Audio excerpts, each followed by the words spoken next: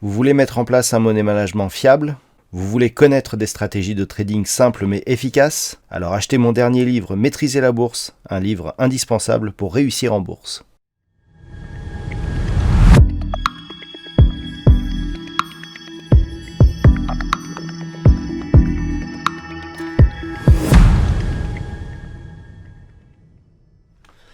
Bonjour à tous et bienvenue sur boursicoté.com pour cette nouvelle analyse technique du CAC 40 en clôture avec une très grosse séance de baisse puisque comme je vous l'avais indiqué vendredi soir, puisqu'au moment où je faisais l'analyse de la fin de semaine, je voyais que les futurs descendaient fortement après la clôture des marchés européens et donc ça s'est confirmé aujourd'hui puisque donc suite aux annonces de certains membres du gouvernement américain qui pense à un déclenchement d'hostilité imminent du côté de l'Ukraine. On parle même d'un possible début d'hostilité pour mercredi. Eh bien, nous avons connu donc une forte baisse sur les marchés qui a donc permis une cassure ici de la zone des 6895 points à la baisse, franchie sur gros gap baissier et un point bas ici qui est quasiment venu valider le retracement total des Fibonacci que je vous avais indiqué ici. On a un Fibonacci donc qui part du plus bas de la séance du 24 janvier à 6704.24. On a marqué un plus bas à 6757.33, donc 3 points. Vu la volatilité extrême que nous avons eue, nous pouvons considérer que ce retracement est validé. Suite à cela, on a eu un rebond suite à une annonce d'un membre du gouvernement russe qui annonçait que des pourparlers étaient encore possibles. Et donc au terme de cette séance, le CAC 40 clôture à 6852.20.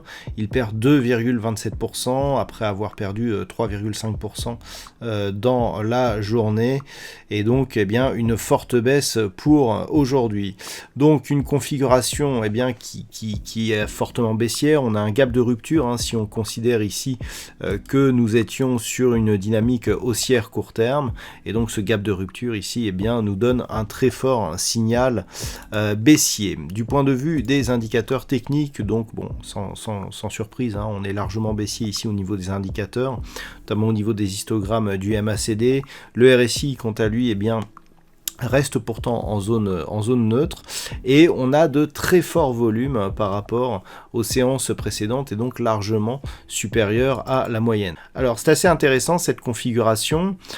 Du point de vue de la microéconomie, seul Carrefour termine en hausse et en queue de peloton, on a énormément d'industriels et de bancaires donc qui ont vraiment subi le mouvement du jour. Alors maintenant, si on regarde la configuration technique, donc on peut constater que c'est vraiment cette zone ici de support des 6751 points qui a provoqué un rebond. Alors ce que je vous indiquais précédemment, c'est que sous 6895 points, on entrait dans une zone à forte volatilité.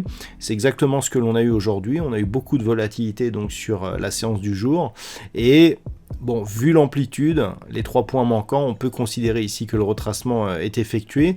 Maintenant, les niveaux qu'il va falloir surveiller, alors c'est d'une part déjà cette zone des 6895 points pour un éventuel rebond, pour l'instant on en est assez loin, et d'autre part, en cas de rupture donc de cette zone des 6751 points, on approcherait d'une zone qui est cruciale pour la tendance moyen terme, puisque si on écarte un petit peu la vue, on se rend compte que par rapport à cette dynamique haussière ici, le fait de casser 6751 points déjà nous permettra de casser des points bas significatifs de la tendance moyen terme, mais vraiment sous 6670 points, là on aurait un vrai signal de retournement de tendance.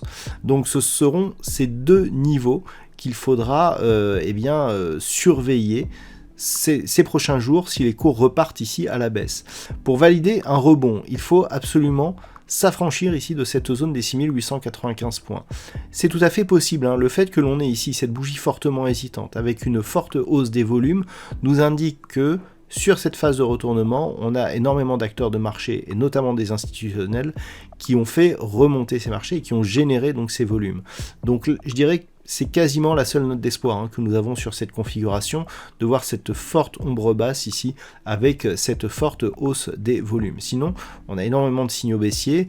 Précédemment, on était donc sur une dynamique avec ici impulsion baissière, donc sur la bolle inférieure, retour au niveau des moyennes mobiles et donc retour ici sur cette une nouvelle fois donc sur cette zone horizontale. Si on casse cette zone, clairement, on a un gros signal de continuité de cette dynamique baissière.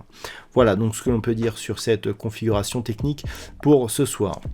Vous pouvez vous en douter, la configuration actuelle avec notamment ce très fort gap nous donne un nombre d'occurrences assez faible au niveau de l'étude statistique, donc impossible de définir une statistique fiable pour la séance prochaine et pour les jours suivants. Je vous souhaite donc de passer une bonne soirée. On se retrouve dès demain matin pour de nouvelles analyses techniques, toujours sur le site boursicoté.com.